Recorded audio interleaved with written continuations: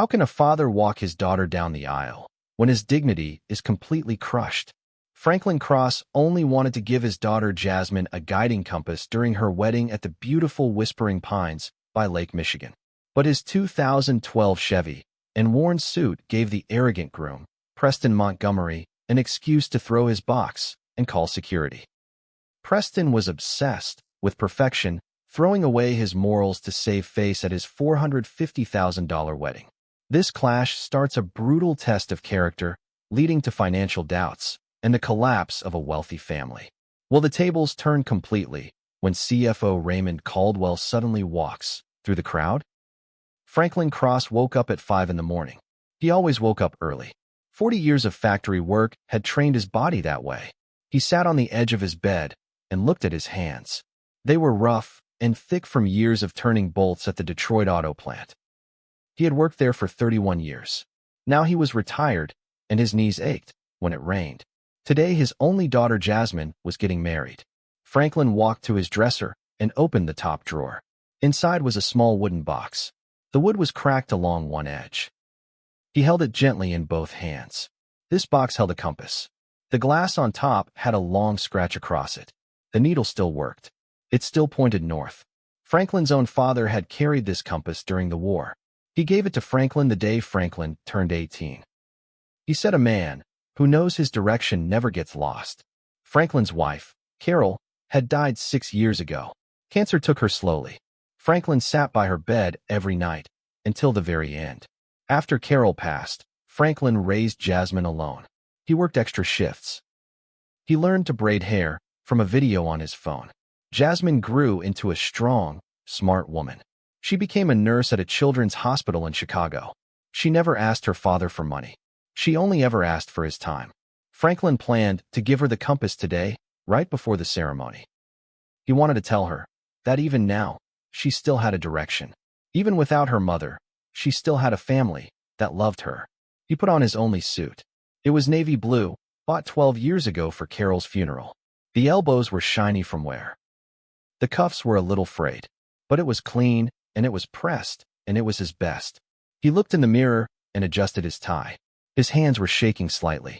He was not nervous about the wedding. He was nervous about letting his little girl go. Franklin walked outside to his car. It was a 2012 Chevy Malibu, silver, with over 190,000 miles on it. The paint had faded from years of summer sun. He had turned down his daughter's offer to send a car for him. He wanted this last quiet ride, alone with his thoughts, before he gave his daughter away. He placed the wooden box carefully on the passenger seat. Then he started the engine and drove north toward Lake Michigan. The drive took almost 2 hours. Franklin used the time to remember. He remembered Jasmine's first day of school. He remembered teaching her to ride a bike in the church parking lot. He also thought about Preston Montgomery, the man his daughter was about to marry. Franklin had only met him twice. Both times, Preston barely looked at him. Franklin told himself it did not matter. Jasmine loved Preston. That was enough. By the time Franklin reached Whispering Pines, the sun was high in the sky. Whispering Pines was a grand old estate on the shore of Lake Michigan. Tall pine trees lined a long gravel driveway. White tents stood on the back lawn, facing the water. The wedding was costing $450,000. Every flower, every chair, every glass had been chosen to impress. Franklin parked his old Chevy at the very end of a long row of luxury cars. There were black Range Rovers, a silver Bentley, and 2 Mercedes sedans. His faded silver Malibu looked fully out of place, sitting among them like a tired old dog next to show ponies. He did not notice the stairs yet. He was only thinking about his daughter and about the small wooden box sitting on the seat beside him. He stepped out of the car, straightened his old suit jacket, and picked up the box. He walked toward the white tents, past the rows of parked luxury cars. He was ready to see his little girl on the happiest day of her life. He had no idea that in less than 10 minutes, his whole world would tilt sideways. Preston Montgomery stood near the main tent, checking his gold watch for the 3rd time in 5 minutes. Preston was 32. He had never worked a single day outside his family's company. His father made him vice president the same week he graduated college. Preston believed this proved he was brilliant. It never occurred to him that it simply proved his last name was Montgomery. Preston loved control. He controlled the guest list. He controlled the flowers. He controlled which songs the band could play. Montgomery Industries made office furniture, and lately, sales had been slipping. Preston sensed something was wrong. He pushed that fear away by focusing on things he could control, like table settings and looks. To Preston, looks were everything. A man's shoes told you his income. He judged every person he met within the first 3 seconds. He truly believed this made him a good man. He called it having standards. He never once thought it might simply make him cruel. Preston's mother, Diane, walked over and touched his arm. She wore a pale blue dress and diamond earrings that caught the afternoon light. "The Whitfield family just arrived," she whispered. "Senator Whitfield's daughter is one of the bridesmaids. Everything needs to be perfect, Preston." Preston nodded sharply. His jaw tightened. A small vein pulsed near his temple. "It will be," he said. "I made sure of it." He scanned the crowd of arriving guests. Women in silk dresses. Men in sharp suits. Everyone exactly the way Preston wanted them to look. Then his eyes landed on Franklin Cross, walking up the gravel path in a faded navy suit, carrying a small wooden box. Preston's stomach dropped. He did not know who this man was. He only saw the worn fabric, the frayed cuffs, and the scuffed shoes. He saw a stranger who did not belong among his guests. A security guard named Miguel stood near the entrance to the tent. Preston waved him over quickly. "Who let that man onto the property?" Preston asked, his voice low and sharp. Miguel looked confused. "Sir, I don't care who he thinks he is," Preston cut in. "Look at him. That is not the kind of guest list I approved." Franklin, unaware of the talk happening about him, kept walking toward the tent, smiling, holding the compass box against his chest like something precious. Every few hundred yards on a road like this, someone tells a story about pride going before a fall. This was about to become one of those stories. Franklin reached the edge of the white tent just as Preston stepped forward to block his path. "Can I help you?" Preston asked, his tone cold and clipped. "I'm here for the Cross Montgomery wedding," Franklin said, smiling warmly.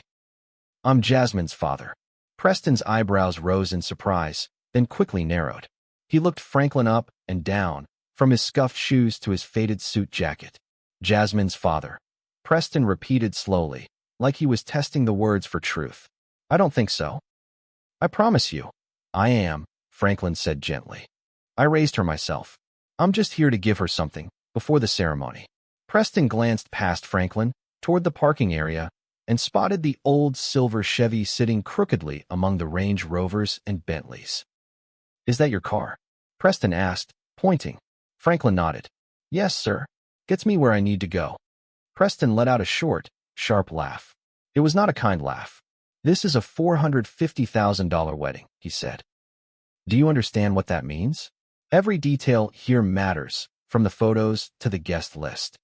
Franklin's smile faded slightly, but he stayed calm. "I understand," he said quietly. "I'm not here to cause any trouble. I just want to see my daughter." "I think there's been a mistake," Preston said, his voice rising just enough for nearby guests to turn their heads. "You don't fit the guest profile for this event." Franklin's chest tightened.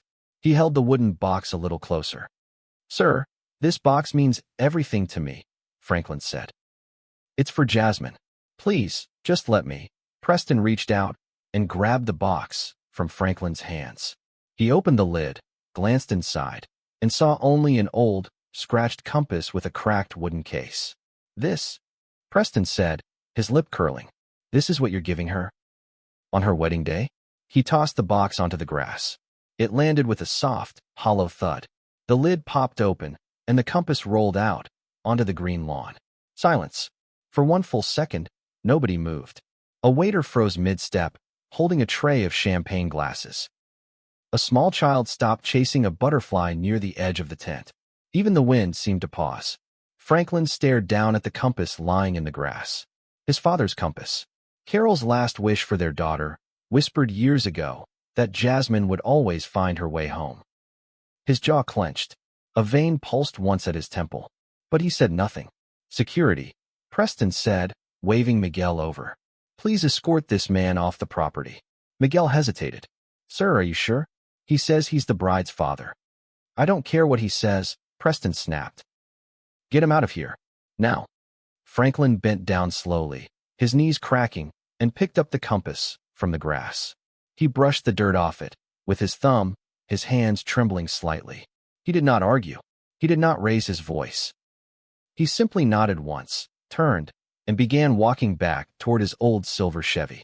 But someone else had seen everything. Jasmine Cross stood near the bridal tent, 300 feet away, wearing her wedding dress for the very first time. She had just finished getting her hair pinned into place when her cousin, Renee, burst through the tent flap, her face pale. Jasmine, Renee said, out of breath. You need to come outside. Right now. What's wrong? Jasmine asked, her heart already pounding. It's your dad, Renee said. Preston just had security throw him off the property. Jasmine's stomach dropped like a stone falling down a well. She grabbed the sides of her long dress and ran, barefoot, across the wet grass, ignoring the wedding planner calling after her. She reached the gravel driveway just in time to see her father's old silver Chevy pulling slowly away from the estate. Dad! She screamed. Dad, wait. But the car was already too far away. Franklin did not hear her. He drove with both hands tight on the wheel, his eyes wet, his jaw locked tight, staring straight ahead at the empty road. Jasmine turned around, her chest heaving, and found Preston standing near the tent, with his arms crossed, looking mildly annoyed rather than sorry. What did you do? She asked, her voice shaking. Jasmine, that man showed up in a rusted car wearing a suit, from a thrift store, Preston said. I have a good name to protect today. The Whitfields are here. I made a judgment call. That man is my father, Jasmine said, her voice cracking. He raised me. He worked double shifts for 30 years, so I could go to nursing school. I didn't know that, Preston said, shrugging slightly. He should have told the guards who he was. He tried, Jasmine said. You didn't listen. You never listen to anyone who doesn't look rich. Preston's face hardened. I built standards for a reason, Jasmine. This wedding stands for our family's image. I can't have random strangers wandering around looking like they walked in off the street. He is not a stranger, Jasmine said, tears now sliding down her cheeks, ruining the makeup she had spent 2 hours perfecting. He is the only parent I have left. Diane Montgomery walked over quickly, trying to smooth things over. Sweetheart, let's not do this now, she said gently to Jasmine. The guests are watching. We can sort this out later. Later, Jasmine repeated, stunned. My father just got thrown out like garbage, and you want me to smile for photos? Nobody had an answer for that.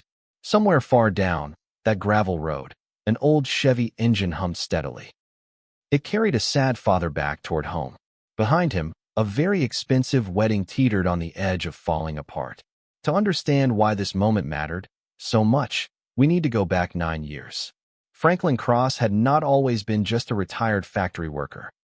Before Detroit, before the assembly line, Franklin had served 4 years in the Army, alongside a quiet, serious young soldier named Raymond Caldwell.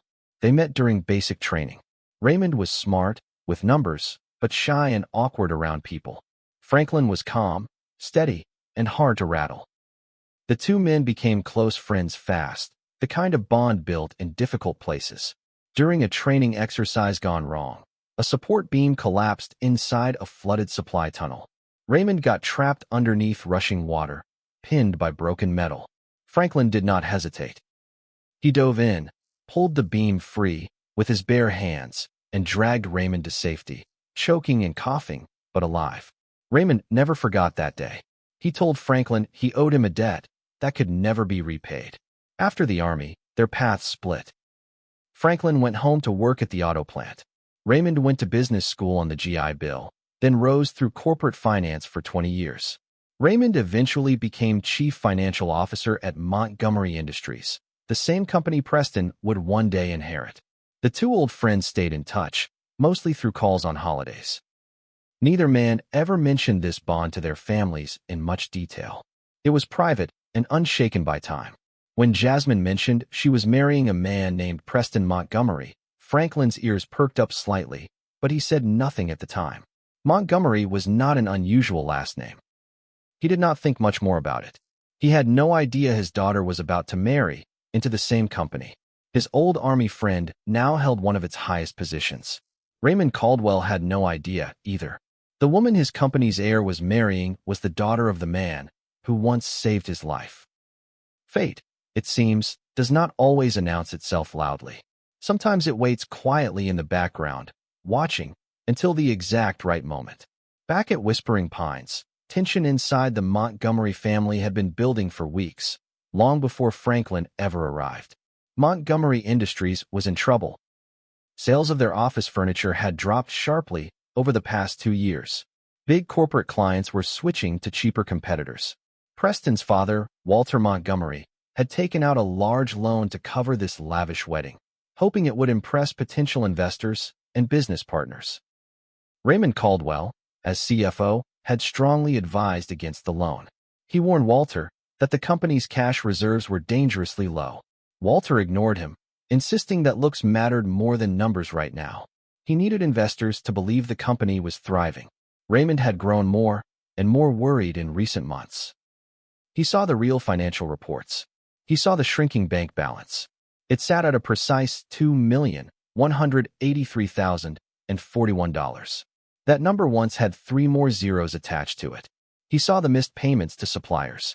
He saw a family living far beyond what their business could actually support. He planned to attend Preston's wedding mostly out of duty. Diane had mentioned once that Jasmine's father was a retired factory worker from Detroit. Raymond found that detail comforting in a family otherwise focused hard on status. Raymond arrived at Whispering Pines about 20 minutes after Franklin was thrown out, stuck in traffic on the drive up from Chicago. He had no idea what had just happened. He simply parked his modest gray sedan and straightened his tie. Then he walked toward the tents, ready to watch a wedding. Quietly, he worried about numbers no one else wanted to face. He would not stay quiet for long. Remember this moment. It changes everything that follows. The man Preston just threw off his property was about to bring his whole world crashing down. Franklin drove halfway home before he had to pull over. His hands were shaking too hard to hold the wheel steady. He pulled into an empty gas station parking lot and sat there, gripping the wheel, staring out at nothing. He picked up the compass from the passenger seat and held it tightly in his palm. The glass was cracked a little more now from hitting the grass. The needle still pointed north, steady and unshaken, even though everything else in Franklin's chest felt broken. He thought about Carol. He thought about how she used to say that people who mocked others for having little usually had little of value inside themselves. He thought about calling Jasmine, but he did not want to ruin her wedding day. He decided instead to simply go home, change out of his suit, and let her enjoy her day in peace. He never got the chance. His phone rang. It was Jasmine. "Dad," she said, her voice thick with tears. "Please come back. Please. I don't care what Preston says. You are walking me down that aisle." "Jasmine, I don't want to cause a scene at your wedding," Franklin said softly. "You didn't cause anything," Jasmine said firmly. "He did, and I already told him exactly what I think about it." Franklin closed his eyes. "Are you sure, sweetheart?" "I have never been more sure of anything," Jasmine said. "Turn the car around, Dad. Please." Franklin looked at the compass in his hand one more time. Then he started the engine and turned the car back toward Lake Michigan. Sometimes the hardest part of love is not giving up, even after someone tries to make you feel small enough to disappear. Back at Whispering Pines, Diane Montgomery pulled Preston aside behind the main tent, her voice sharp and low. "Do you understand what you just did?" she hissed. "In front of the Whitfields? In front of half our investors?" "I was protecting the wedding," Preston said stubbornly. "That man looked like he wandered in off the highway." "That man is Jasmine's father," Diane snapped. "And Jasmine looked ready to call off this entire wedding 5 minutes ago." Preston's throat tightened. For the first time all day, a small crack of doubt slipped through his confidence. "She wouldn't actually do that," Preston said, though his voice wavered slightly.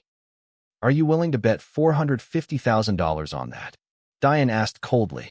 Before Preston could answer, Raymond Caldwell approached them, holding a glass of sparkling water, his look calm but alert.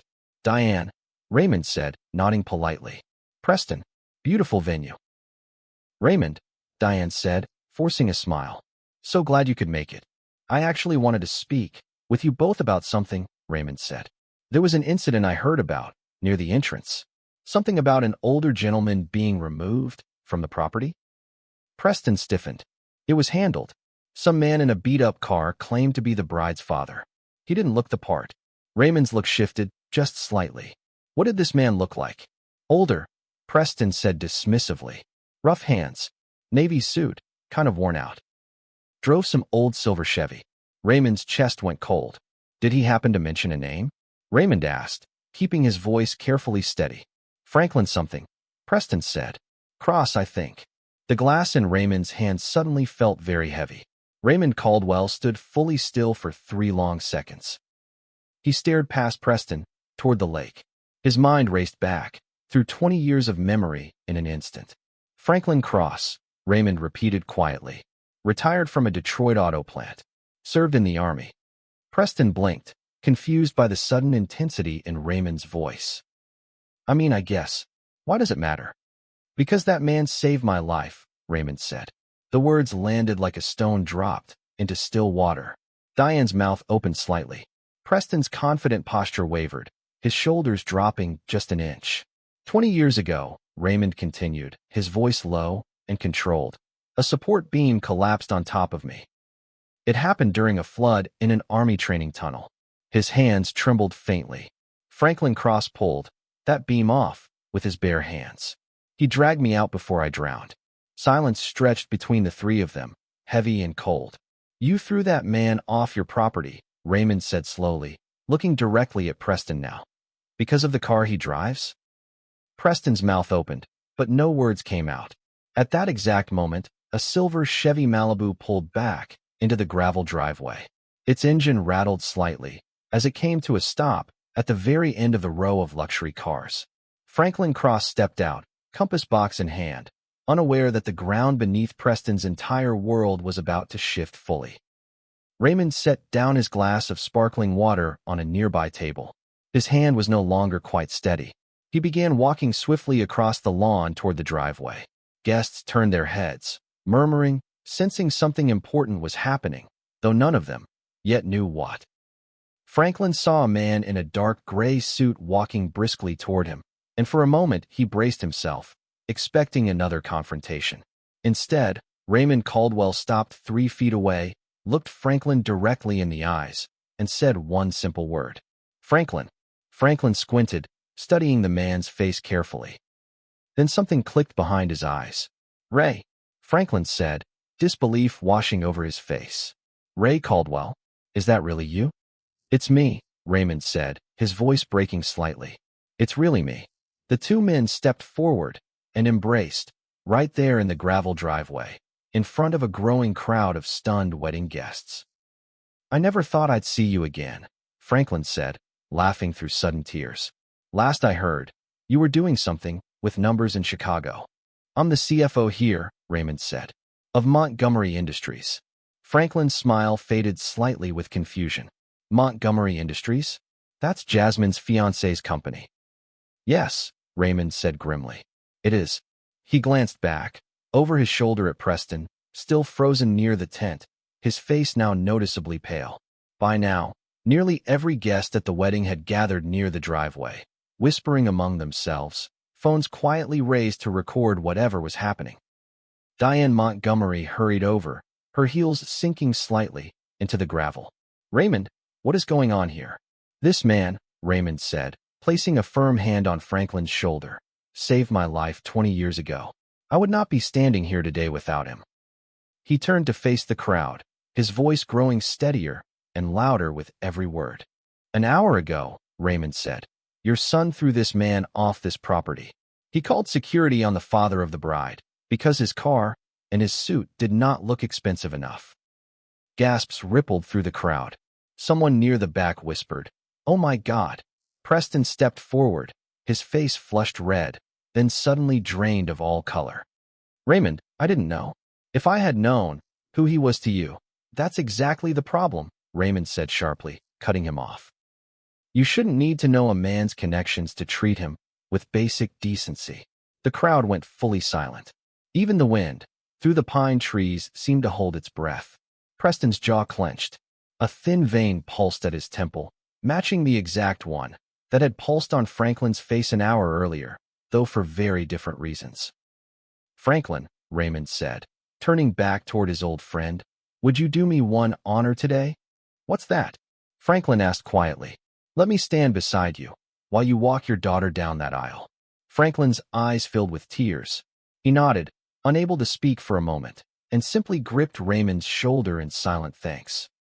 Jasmine appeared at the edge of the crowd, still in her wedding dress. Having heard most of what just happened, she ran forward and threw her arms around her father, sobbing quietly into his shoulder. "You came back," she whispered. "I'll always come back for you," Franklin said, holding her tightly. Preston stood alone near the tent, watching the scene unfold.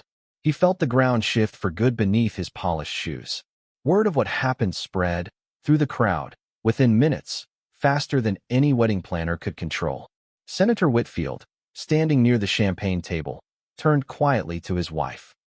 "Did you hear what that groom did to the bride's father?" he murmured. "Threw him out, over a car and a suit." His wife shook her head slowly. "That poor man. And on his daughter's wedding day." Several guests exchanged uncomfortable glances. A few quietly checked their phones, seeing that someone had already posted a short video clip online. The caption read, "Groom throws bride's father out of his own daughter's wedding for looking poor." Within 20 minutes, the video had over 11,000 views. Walter Montgomery, Preston's father, arrived late from a business call and right away sensed the shift in atmosphere. He pulled Preston aside near the parking area. "What happened?" Walter demanded. "Why is everyone looking at us like that?" "It's handled," Preston said weakly, though his voice cracked on the word handled. "It does not look handled," Walter snapped. "Raymond just told half our investors that you threw a war hero off our property." Preston's stomach turned.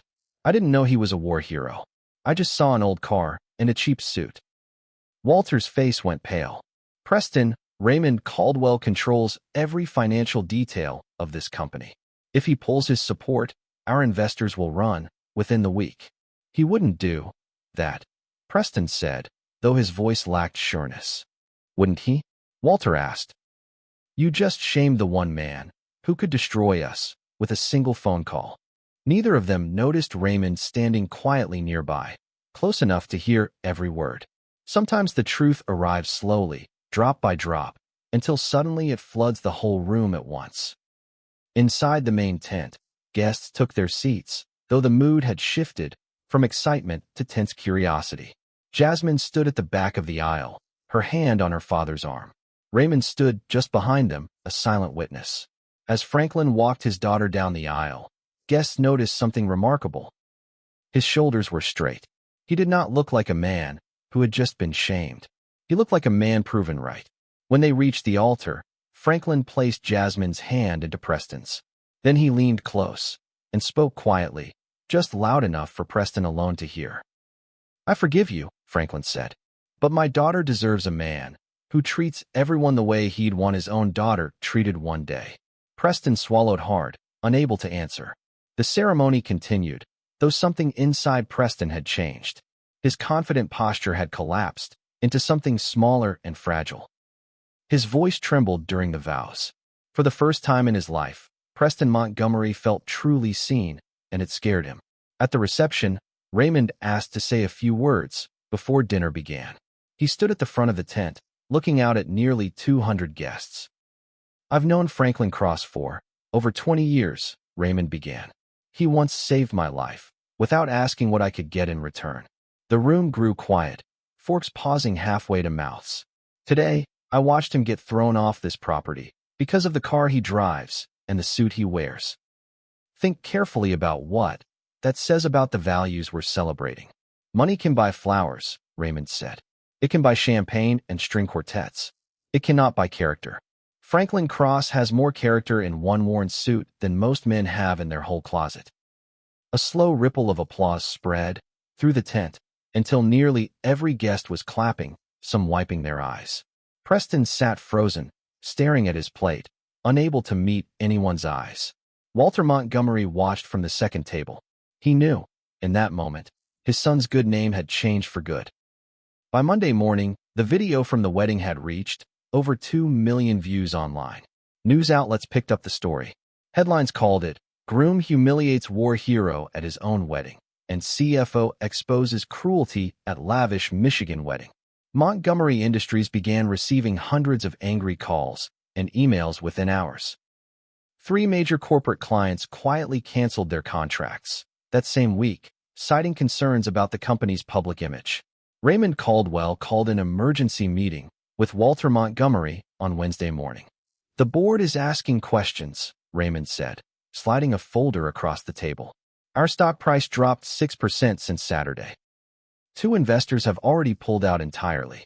Walter rubbed his temples. "Can we fix this? A public apology, maybe a donation to a veterans charity?"